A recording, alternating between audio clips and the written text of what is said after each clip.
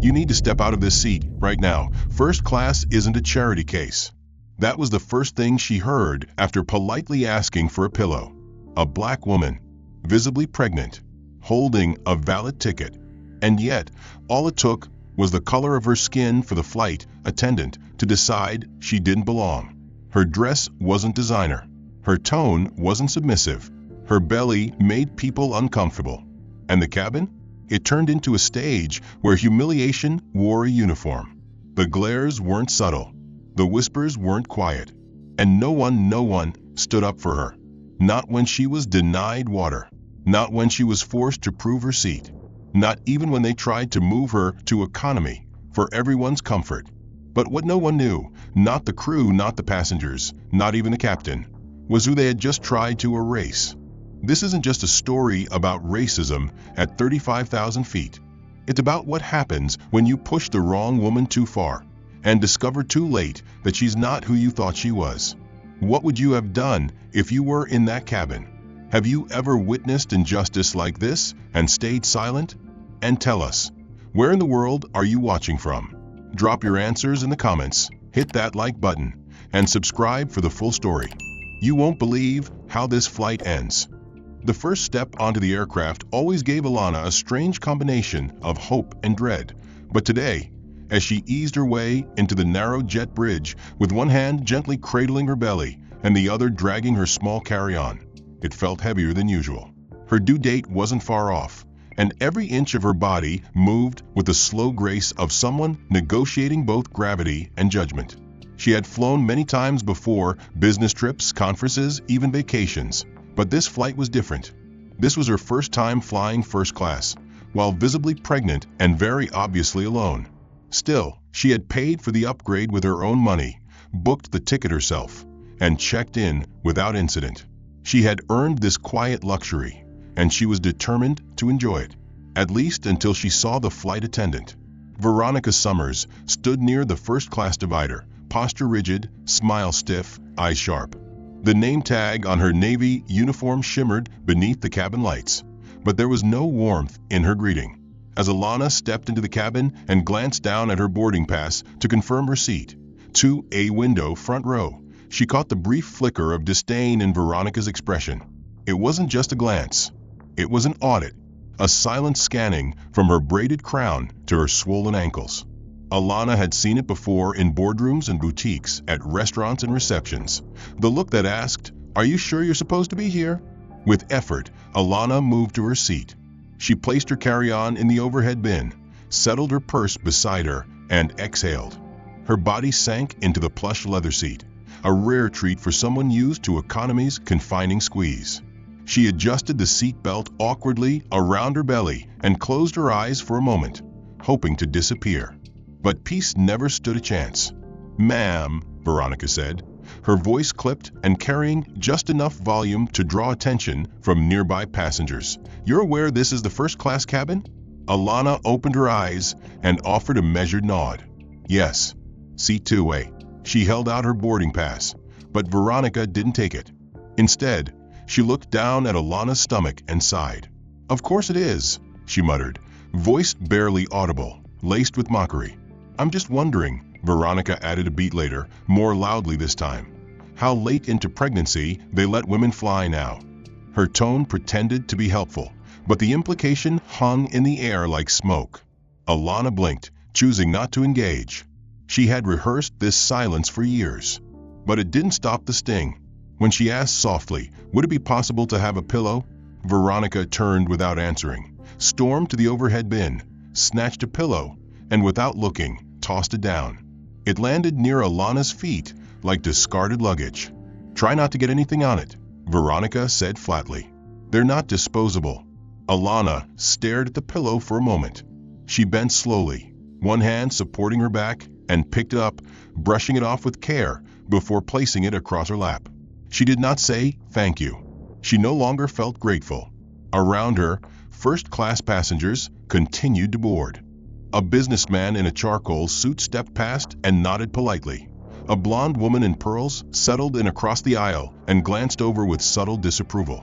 Alana could feel it, the energy shift, the judgment, the unsaid question. Who let her in here?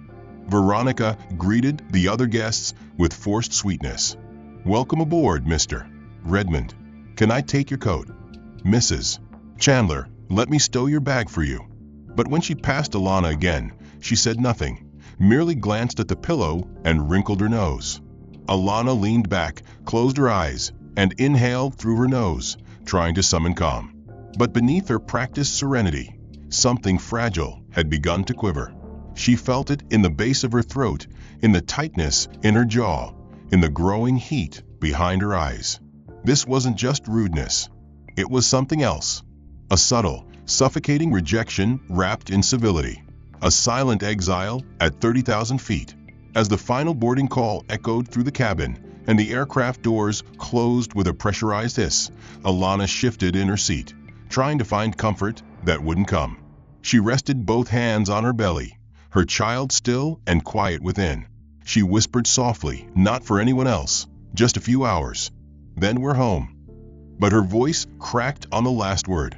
Veronica returned like a storm cloud with heels clicking on the carpeted aisle and an air of barely concealed superiority in her posture. She hovered just beside Alana's seat, seemingly performing a casual inspection of the passengers, but lingered an extra beat near Alana. Then, in an exaggerated motion, she sniffed the air twice, wrinkled her nose, and waved a hand dramatically in front of her face as if swatting at something unpleasant. "Phew," she said loud enough for the rows ahead and behind to hear. "Pregnancy hormones really do have a signature scent, don't they?" Alana opened her eyes. Her breath caught in her throat not from surprise, but from the sheer absurdity of the insult. She stared at Veronica, but the woman had already pivoted to address a couple in 2C and 2D, offering them drinks with a sugary voice she seemed to reserve only for guests who looked a certain way. Alana's jaw tightened. Her palms pressed deeper into the pillow, her fingers curling, her nails faintly digging into the soft fabric. The older man across the aisle laughed quietly, not looking directly at her, but she felt the sting of complicity nonetheless. Minutes passed. The plane taxied. The safety video played. And Veronica, taking advantage of the brief lull before takeoff, began distributing water to the front cabin. She handed one to the woman beside Alana without pause and skipped directly over Alana's row without a glance. Alana leaned forward and asked gently, "Excuse me, could I have some water, please?" Veronica turned, not hiding her annoyance. "We're preparing for takeoff," she said curtly. "You'll have to wait." "I understand," Alana replied as politely as she could manage. "I just feel lightheaded. Just a little water could help." Veronica rolled her eyes, stepped back toward the galley, and returned with a plastic cup barely filled, placing it on Alana's tray table with such force that a few drops sloshed onto the wood surface. "You sure flying is safe for you in your condition?" she asked, voice saccharine now, but every word dipped in contempt. "I mean, unless you're planning to give birth midair, in which case I hope you've packed towels." The words, absurd as they were, drew laughter from a woman in 2D, who leaned into her husband's shoulder and whispered something with a smirk. Alana's chest tightened. She could feel the pressure rising beneath her skin like steam. Her child moved, a soft nudge against her ribs, and for a moment, she imagined herself standing up, shouting, demanding dignity, forcing every smug face in that cabin to shrink. But she stayed still. Her silence, long practiced, held her back like a chain. Veronica moved on again, but the damage lingered. The other passengers avoided looking directly at Alana, yet she felt each sidelong glance, as if they were stones hurled her way. Someone coughed behind her and muttered, "These days they let anyone in first class." Used to be standards. The words weren't meant to be loud, but the cabin was quiet, and they landed squarely in Alana's ears. Her stomach turned, not from nausea, but from humiliation. Her vision blurred not from tears, but from holding them back. The oxygen in the cabin seemed thinner now. The seat that once felt luxurious had become a stage, and she the unwilling subject of ridicule wrapped in false civility. As the plane began to lift, Alana closed her eyes again and turned toward the window, her reflection catching in the glass, her expression blank, but her spirit quaking just beneath the surface.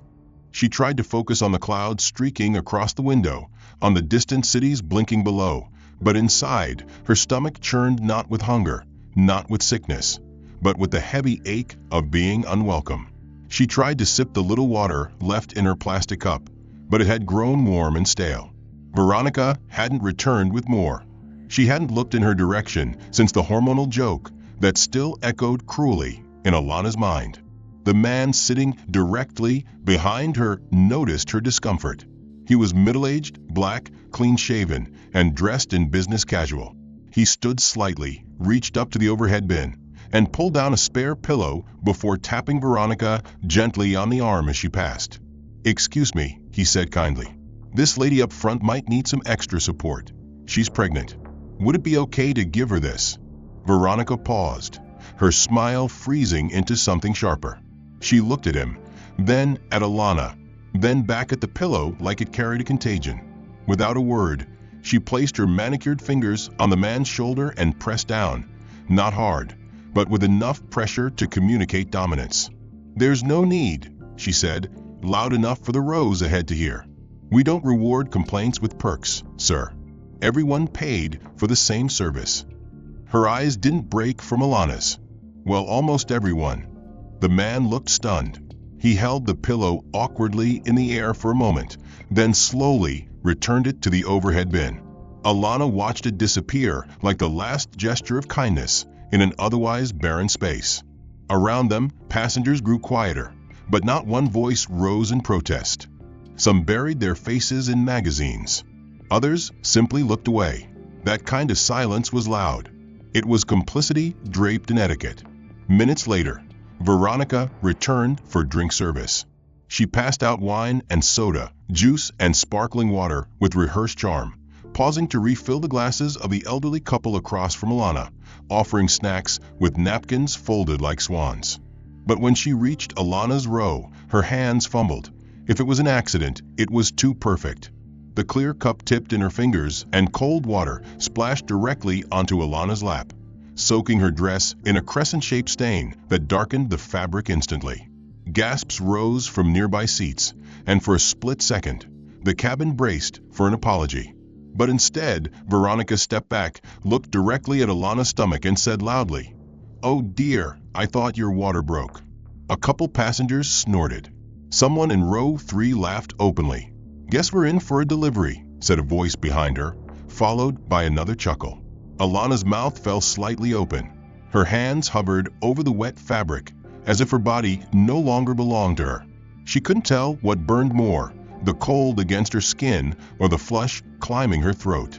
Veronica made no move to help. She handed Alana a single cocktail napkin, more of an insult than a gesture. "You might want to check the seat.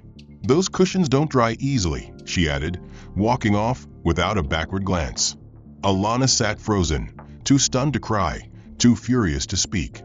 The wetness clung to her thighs, cold and humiliating, and with every passing second, the silence of the other passengers grew louder, more intimate, like a crowd watching her drown and wondering if it was appropriate to intervene. She tried to clean herself discreetly, dabbing at the soaked fabric with a useless napkin, but it only smeared the water and smeared her dignity with it. She felt exposed in a way no seatbelt or safety briefing could prepare her for, stripped of privacy, comfort, and even basic decency. Her breath quickened. Her eyes welled, but she refused to let the tears fall. Not yet. Not here. The man behind her shifted again. His hand touched her shoulder gently, just for a second. It wasn't pity, it was acknowledgement. But Veronica saw it. "Is there a problem?" she snapped, reappearing like a hawk. The man lowered his hand. Alana said nothing. Her fingers curled into fists. The muscles in her jaw flexed under the strain of holding herself together. The laughter had died down, but the stain remained. And worse, it had begun to dry, leaving a warped impression on her clothes, a memory branded onto the fabric, like shame that couldn't be washed out. The world outside the window kept moving, oblivious to the war unraveling inside her chest. Her back ached, her legs cramped, her baby shifted again, as if sensing the storm building within its mother.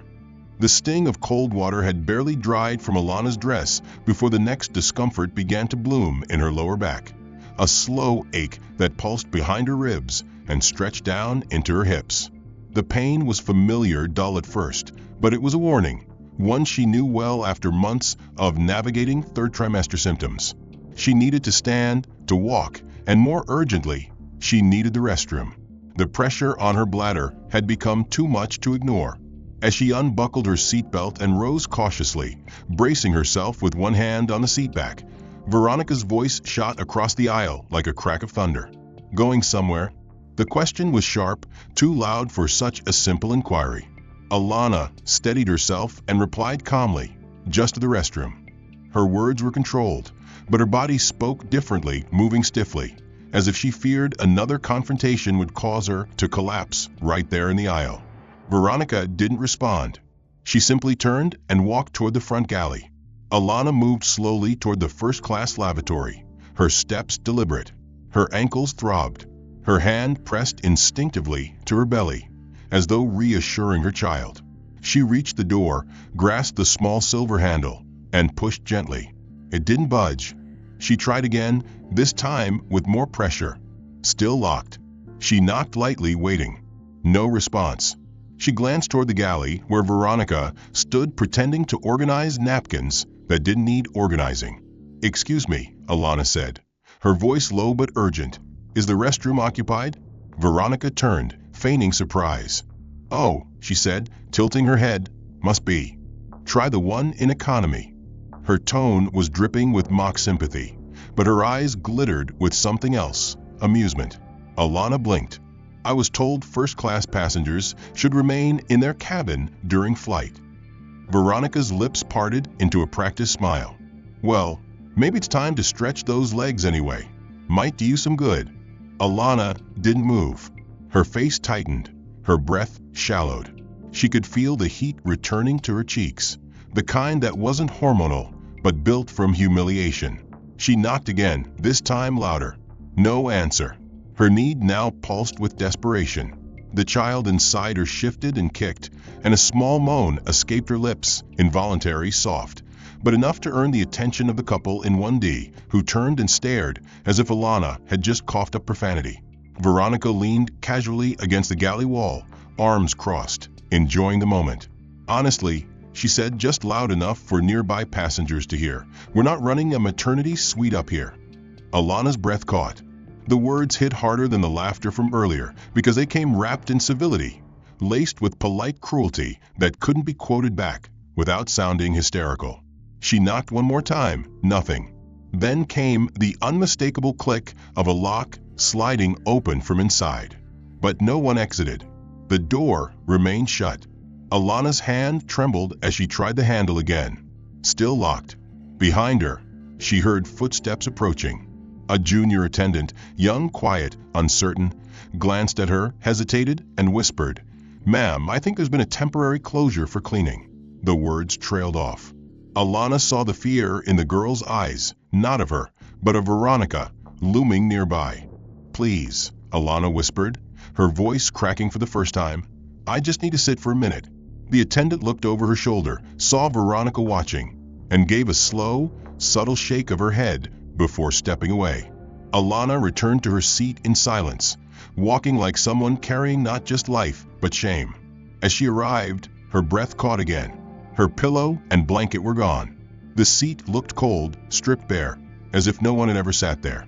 She stood still for a second, blinking hard, unsure if her memory had betrayed her. Then Veronica walked past and without breaking stride said, "We needed those for another passenger." Alana sat down carefully, her legs heavy, her body now aching with a fullness of pain she could no longer disguise. "Someone who paid for comfort," Veronica added from the galley. That was the moment something inside Alana snapped, not all at once, but like a thread pulling loose from the hem of a garment, silent at first, but irreversible. She no longer had the energy to fix her posture or hold her head up. Her hands, once neatly folded over her belly, now gripped the edges of the armrests like lifelines. Her vision blurred, not from tears, but from the effort of not crying. The child inside her shifted again, not forcefully, but gently, like an echo of comfort that no one else was willing to give. Veronica returned once more, striding down the aisle with the rehearsed poise of someone convinced they were the most important presence in the room, her expression unreadable, but her voice bright with false sweetness. "Ms. Monroe," she said, holding a small device in one hand and standing just close enough to loom. "I'm going to need to verify your ticket again." Alana looked up, confused, her voice brittle. "I already did, when I boarded." Veronica's smile didn't falter. "Yes, but we've had some discrepancies. It's probably nothing, just protocol." Around her, passengers paused mid-conversation, pretending not to listen while subtly angling their bodies to better observe the unfolding scene. Alana reached into her handbag and pulled out the now-creased boarding pass. "It's C2A. I booked it weeks ago." She extended the slip of paper, her hand trembling slightly, not from fear, but from the building exhaustion of constantly having to prove she belonged. Veronica took the ticket between two fingers like it might be wet, gave it a cursory glance, then held it up to the cabin light as if checking for forgery. She murmured, dragging the sound long enough for the passengers in the surrounding rows to register suspicion. "This looks like a reprint," she finally said, turning the paper slowly. "Sometimes people rebook under someone else's name, especially when trying to sneak into higher tiers." Alana blinked. "Excuse me." Her voice cracked slightly, the words dragging over something raw in her throat. Veronica shrugged, still holding the boarding pass like it belonged to someone else entirely. "You'd be surprised how often it happens. Someone books economy, then finds a way to duplicate a first-class pass. Systems aren't perfect." The implication hung in the air like fog. The woman in 1D leaned to whisper into her husband's ear. The suited man behind Alana folded his arms and raised his brows. Alana could feel her presence shrinking while their suspicions grew larger. "That's not what happened," she said softly. "I booked it. My name's on it. You scanned it when I boarded." Veronica held up a hand, stopping her mid-sentence. "Ma'am, I'm going to ask you to come with me to the back of the plane so we can resolve this without disturbing the other passengers." That line, "without disturbing the other passengers," wasn't about peace. It was about removal, about getting rid of something that didn't belong. Alana's mouth opened, but the words failed to form. She had imagined, foolishly, that the worst had already passed, that being denied water, warmth, rest, and dignity would be the end of it. But now this. Now, she was being told not just that she was unwelcome, but that her very presence was illegitimate. She looked around, hoping someone would speak up, say this was wrong, that they remembered seeing her board with the correct ticket. But no one did. Not one voice rose. Not one ally appeared. She was alone in a cabin full of witnesses. Veronica gestured again. "Please." The flight had not been turbulent, but Alana stood as if the plane had just dropped 10,000 feet in an instant. Her knees buckled slightly under her weight, under her child's weight, under the unbearable heaviness of shame. As she moved down the aisle toward the economy section, eyes followed. Some curious, some indifferent, a few even smug. The silence was thicker now, punctuated only by the shuffle of her footsteps and the gentle clatter of glassware as the junior flight attendant tried to pretend nothing was happening. She was escorted past the curtain like someone being quietly expelled from a private club. Veronica didn't speak again. She didn't have to. The message had been delivered in full view. You are not one of us. A young mother in row 14 caught Alana's eye as she passed and offered a small, sympathetic smile, but it was too late for kindness. Alana reached the assigned seat, cramped and narrow, and sat slowly, pressing herself into the corner by the window. There was no pillow here, no water, no service, no space, just noise and elbows and the faint odor of recycled air that seemed to match the hollowness in her chest. She rested her head against the cool plastic of the wall and closed her eyes. She didn't weep, but tears still slipped from the corners, slow and steady, as if gravity itself was trying to draw her back to earth. She had no words left, not for protest, not for clarity. She had spoken all the right things and still been stripped bare. The betrayal didn't come from a single moment. It came from the accumulation. Every smile that wasn't returned, every truth that was doubted, every gesture of help denied. This was not a misunderstanding. This was an erasure. Alana's eyes remained fixed on the safety card tucked into the seat back ahead of her, not because she intended to read it, but because it was the only thing that didn't look at her like she didn't belong. Her fingers rested protectively over her belly, the only thing left in this space that felt like her own. Her child kicked once, faintly, and the movement made her blink hard, grounding her in the reality that she still had a reason to endure. But endurance now felt less like strength and more like slow erosion. Her knees ached from the angle she was forced to maintain. The seatbelt dug into her hip. Her shoulders burned with fatigue. And still, no one asked if she was okay.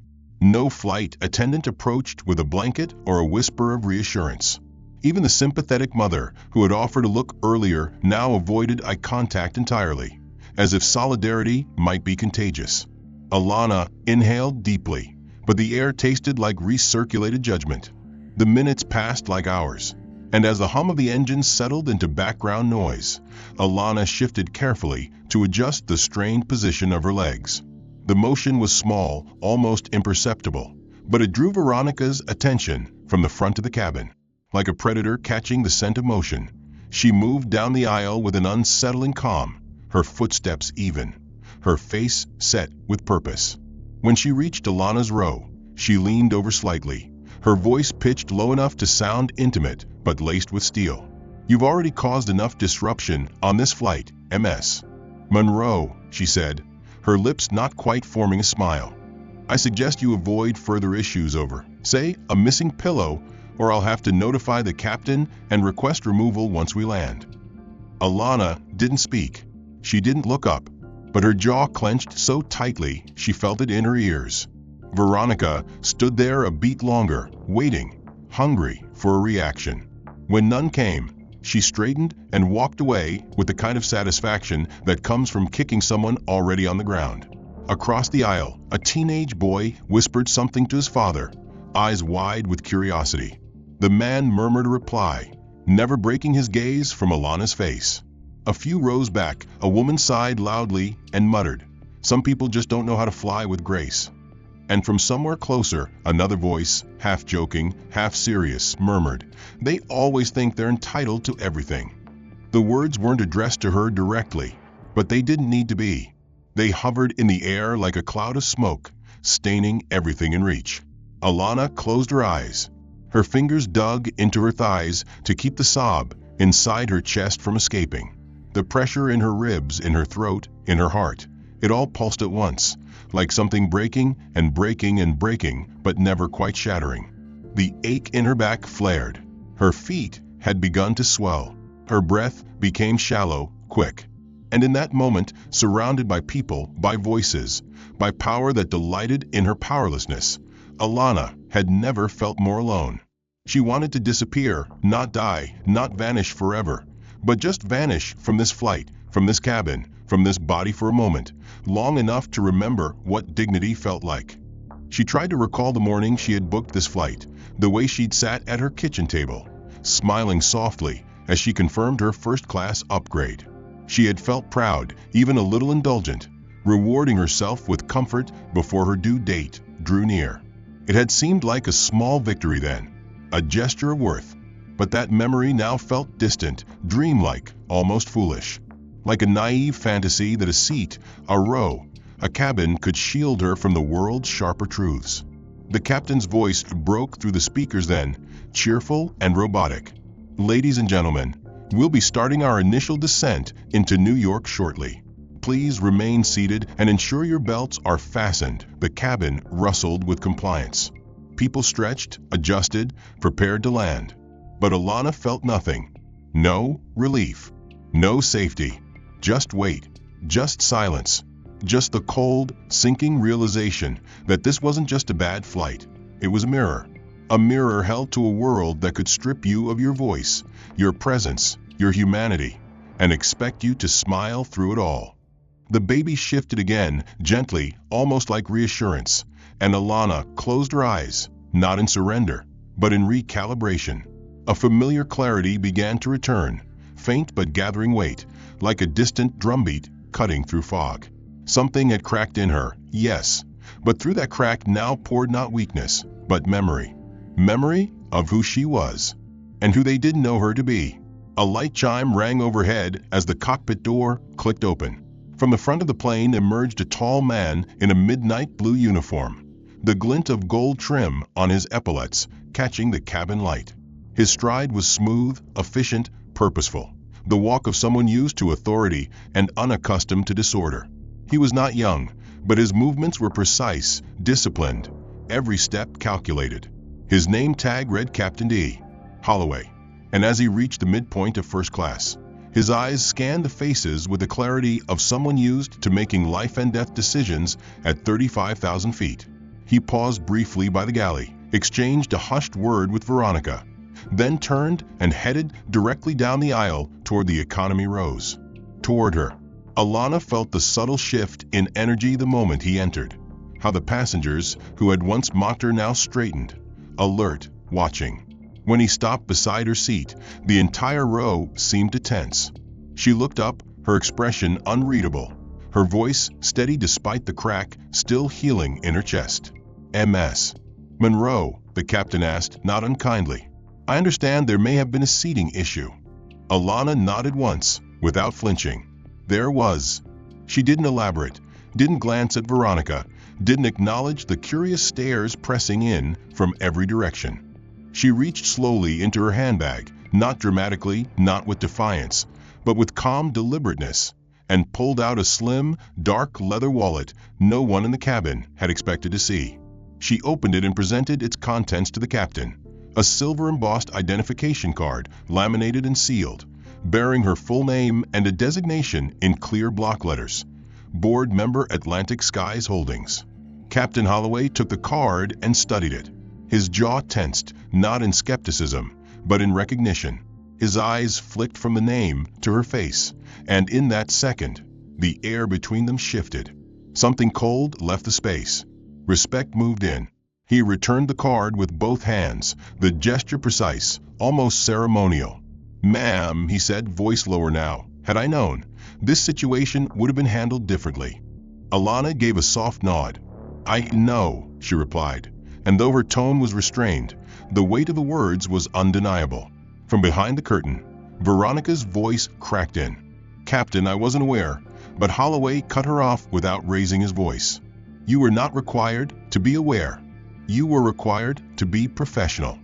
The silence that followed was thicker than the tension from earlier. This was no longer a confrontation. It was a reckoning. Passengers leaned subtly in their seats, watching now not with judgment, but with dawning realization, some with guilt, others with awe, all of them caught in the quiet shame of having misread the story. Alana remained seated, composed, unsmiling, her eyes forward. But then she spoke, softly, firmly, just loud enough for Veronica to hear. "You assumed I was nothing because I didn't perform my presence for you. But I've owned shares in this airline since before you knew how to operate a coffee machine. I've flown more miles than you've served drinks." Veronica didn't reply. She couldn't. Her mouth opened slightly, then shut again. Her skin flushed not with indignation, but with a colorless silence that only comes from realizing you've stepped on your own noose. Alana adjusted her seatbelt, her fingers moving slowly, deliberately. Holloway turned to her again. "Would you like to return to first class, Ms. Monroe?" he asked. "We can prepare it immediately." Alana looked up at him, and though her face was still calm, her voice carried an edge that cut cleaner than any scream could have. "No, thank you. I think everyone here needs time to sit with what they've done." She turned her gaze toward the forward rows, where heads began to dip in discomfort. "Besides," she added, "some lessons are better learned from the cheap seats." The captain gave a tight nod, said nothing more, and walked back toward the cockpit. Veronica followed, silent, her footsteps slower than before. Alana remained still, her expression unreadable, as the last moments of descent played out with mechanical precision. But deep beneath her stillness, the cold calm had been replaced by something sharper, clarity. She had bled in silence long enough. Now it was time to let the truth speak, not through anger, but through fact. The seatbelt sign chimed off as the wheels touched down, and passengers began the ritual of gathering their things. The man beside her no longer dared to glance away. The woman 2 rows ahead whispered to her husband with wide eyes, her voice thin with disbelief. The cabin had become a theater of stunned spectators, waiting, hoping that what they'd seen was a mistake, a misunderstanding, anything but what it was, truth. Captain Holloway reappeared just before the aircraft came to a full stop. His stride was more careful now, not hesitant, but respectful. He stood in the aisle not far from Alana and said, evenly but audibly, "Ms. Monroe, on behalf of myself and my crew, I'd like to personally apologize for your experience on this flight. It does not reflect the values of our airline." His voice, clear and professional, carried through the quiet cabin like a final act. But Alana didn't reply to him. Not immediately. She rose from her seat with slow grace, steady despite the soreness in her joints, despite the hours of humiliation that had been packed into every muscle of her body. She adjusted her cardigan, placed one hand gently on her belly, and stepped forward, past the staring passengers, past the curtain that had once served as a barrier, past the stunned silence that now felt like penance. She stopped just at the first-class galley, where Veronica stood stiffly, her face pale, her posture rigid. Veronica's eyes flicked between Alana and the captain, still struggling to process the enormity of what she had done. Her lips parted, as if to speak, but no words came. Her authority had dissolved, and all that remained was exposure. Alana tilted her head slightly, her voice quiet but sharp as she addressed the captain without breaking eye contact with Veronica. "David," she said calmly, and the use of his first name landed like thunder in the small space. "It seems Flight 107 needs a post-flight audit. There's been a cultural breakdown on board, deep-rooted, habitual, and emboldened by silence." The captain nodded once, slowly, with a tightness in his jaw that betrayed personal discomfort. "Yes, ma'am. I've already reported it. The follow-up will be immediate." That confirmation, public, undeniable, was all it took. Veronica's body went still. Around her, the remaining attendants froze. And throughout the cabin, realization finally arrived in full. It wasn't just that Alana was someone important. It was who she was. Passengers whispered now in frantic, guilty tones. One man leaned forward and murmured. She said, "David? Wait, is that?" And from row 3 someone gasped, "That's Alana Monroe. She's married to Jonathan Monroe, the CEO." The name hit like a dropped glass. Suddenly, everything made sense. Her composure, her silence, her presence. Not performance, authority. Captain Holloway stepped aside as Alana moved through the aisle, and every footstep echoed like a verdict.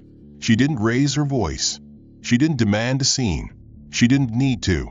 The truth walked with her. The pain she had carried through the flight had now become the mirror, and every face around her was forced to look.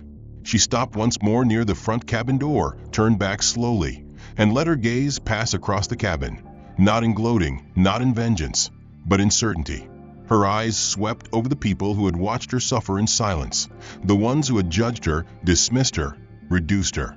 And when she spoke, her voice was low, even, and unforgettable. When you think you know someone's worth by what they wear, how they look, or how quietly they carry pain, remember this moment. Remember what it cost you. Veronica stood by the galley, arms folded tightly across her chest. Her jaw clenched so hard the muscle near her ear trembled. She hadn't said a word since the reveal. She hadn't made eye contact with anyone. Her power had drained away not in an instant, but in layers, peeled off with each revelation, each quiet nod, each breath Alana took while standing tall. And now, stripped of her uniform's aura, she stood simply as she was, a woman who had weaponized cruelty, exposed under the very lights she used to command. The captain's voice returned, calm but unmistakably firmer than before. "All passengers, please remain seated until the cabin crew opens the doors. Ms.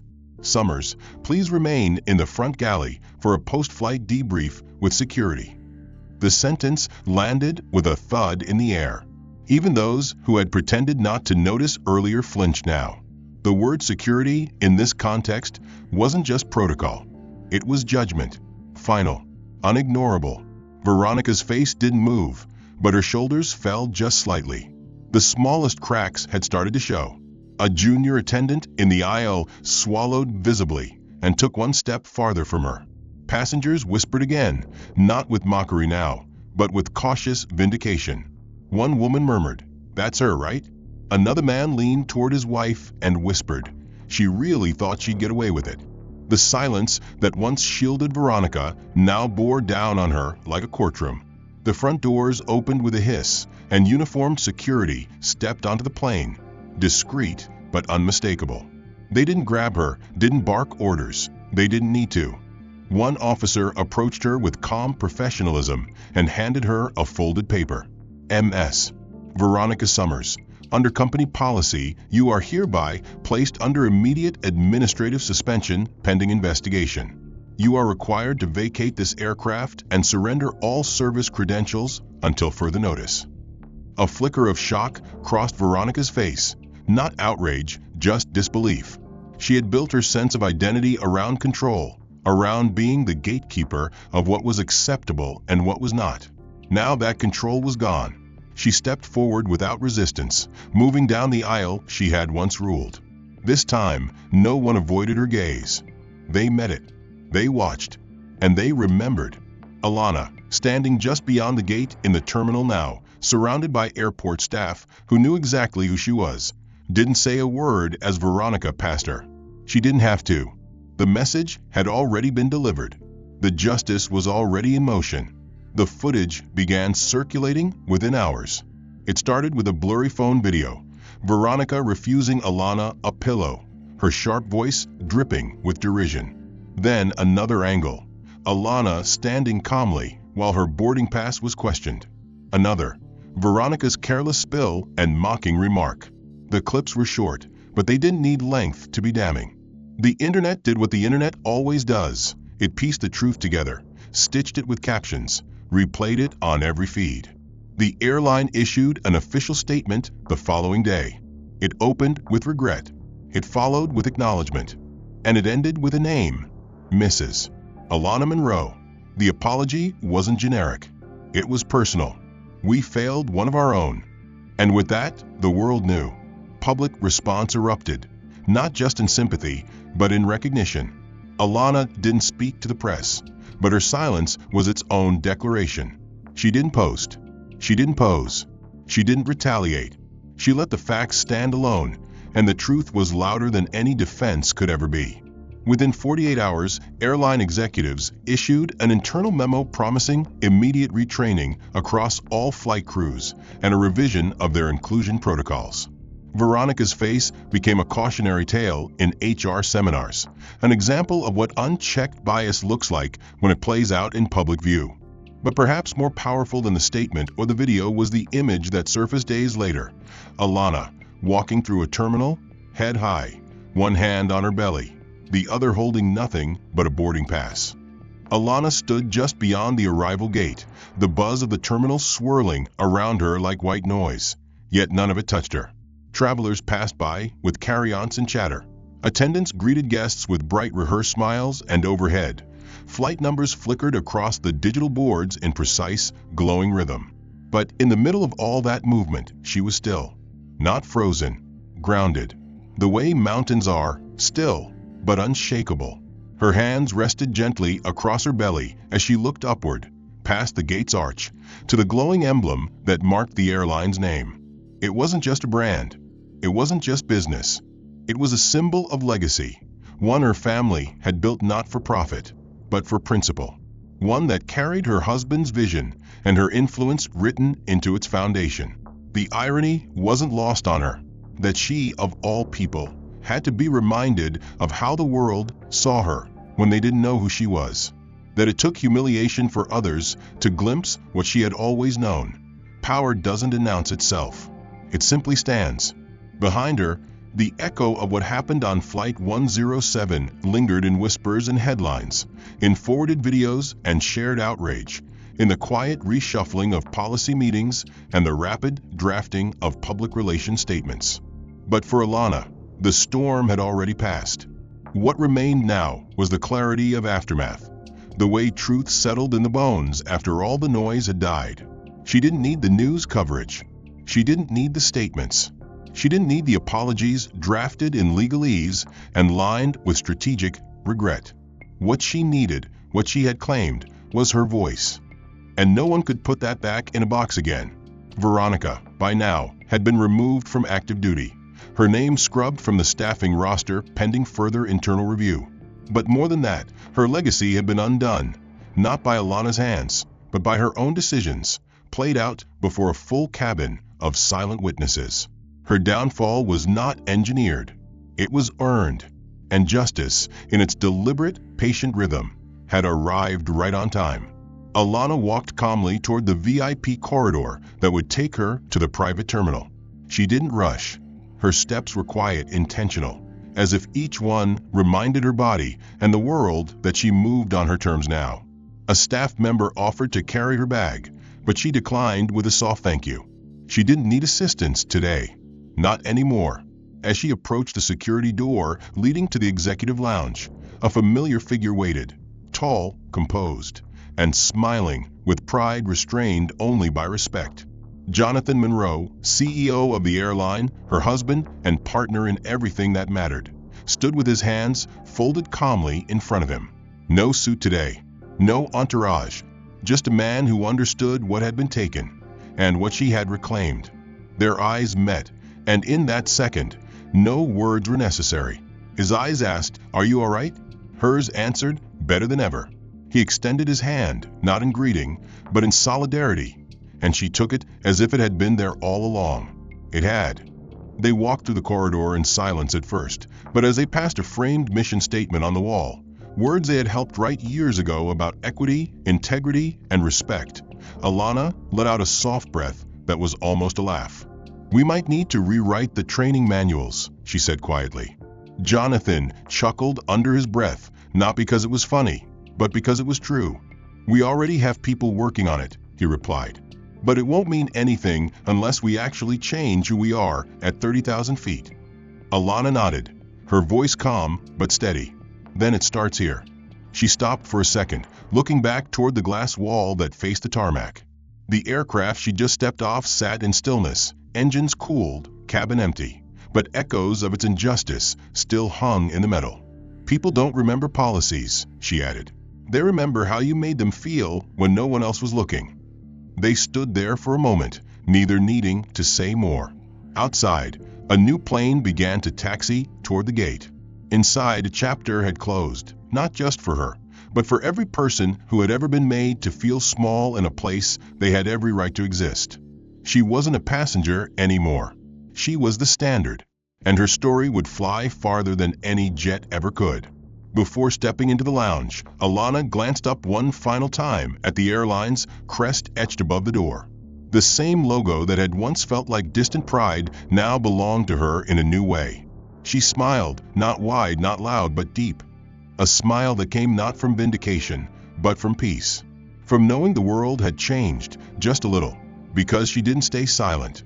And as she placed her hand over her belly once more, she whispered beneath her breath with quiet certainty, "Justice doesn't rush. It flies on time." The end. If this story moved you, don't forget to like and subscribe so you never miss the next chapter of justice. We want to hear from you. What moment hit you the hardest? What would you have done if you were in Alana's shoes? And tell us, where in the world are you watching from today? Drop your thoughts in the comments. We're reading every single one.